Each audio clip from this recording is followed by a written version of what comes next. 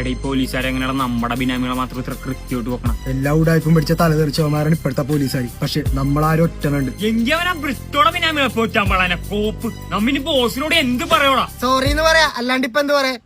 അല്ലടാ, ഇനി ബ്രിട്ടുമായിരിക്കും നമ്മൾ ഒറ്റിയത്. സാറേ, ഒരു ഡ്യൂക്ക് 250 ഇപ്പൊ വഴിയങ്ങാ വരും. അവന്റെ ബാഗിൽ ഇരുതലമൂരി, പോക്കറ്റിൽ പുല്ല്, പിന്നെ അവന്റെ ഷഡിക്കകത്ത് സ്കോർപ്പിയൻ വെനം.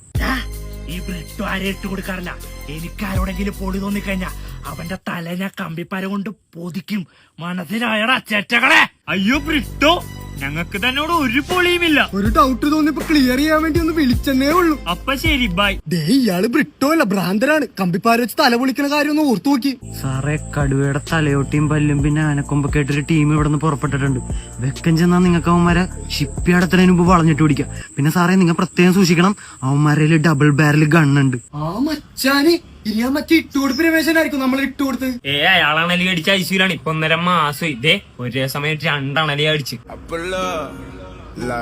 അണ്ണലി ചേരാൻ നേരത്ത് ഒളിഞ്ഞു നോക്കിട്ടുണ്ടാവും നാറി. സാറേ, കിങ് കോബ്രയുടെ വെനം മാത്രമല്ല, കിങ് കോബ്രയുടെ മുട്ട വരെ അവന്മാര് വിൽക്കണുണ്ട്. പിന്നെ മറ്റേ ആമസോൺ കാട്ടിലെ വിശത്തവളേനെ അവന്മാര് ബ്രീഡ് ചെയ്യിക്കുന്നുണ്ട്.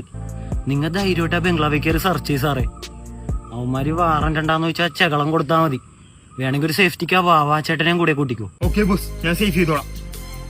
എടാ, ഇന്ന് വൈകുന്നേരം 50 കിലോ സ്വർണ്ണ ബിസ്ക്കറ്റ് വരും. നിന്റെ വീട്ടിൽ സേഫ് ചെയ്യൂ. എടാ, എന്റെ വല്യപ്പന്റെ മോ വീട്ടിൽ വന്ന് നിൽക്കാൻ തുടങ്ങിയിട്ട് 1.5 മാസം. എന്റെ ഷഡ്ഡി പോലും അവിടെ ഊരിടാൻ പറ്റൂല. അപ്പൊ തന്നെ അവൻ അടിച്ചിട്ടും പോകും. ആരി റിങ്കന? ഷിബു സാറേ, നമസ്കാരമുണ്ട്. റിങ്കനാണേ. ഞാൻ രവി സാറ് പറഞ്ഞിട്ട് വിളിച്ച മറ്റേ പോത്തിനെ വെടിവെച്ച കേസിൽ നിന്ന് എന്നെ ഒന്ന് ഒഴിവാക്കി തന്നെ. അയ്യോ, സത്യമായിട്ട് ഇത് കൊക്കിനെ വെടിവെച്ച് പുണ്യം തെറ്റിയാ സാറേ? ഓ, ബുദ്ധിമുട്ടാണെങ്കിൽ കുഴപ്പമില്ല.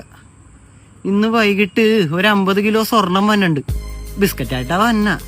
പക്ഷെ അതെങ്ങോടാ വന്നേന്ന് എനിക്ക് മാത്രമേ അറിയുള്ളൂ.